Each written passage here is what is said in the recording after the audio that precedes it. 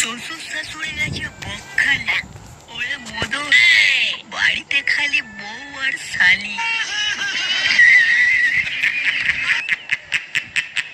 শোনা, তুমি সারাদিন বাড়িতে কি কি কাজ করো?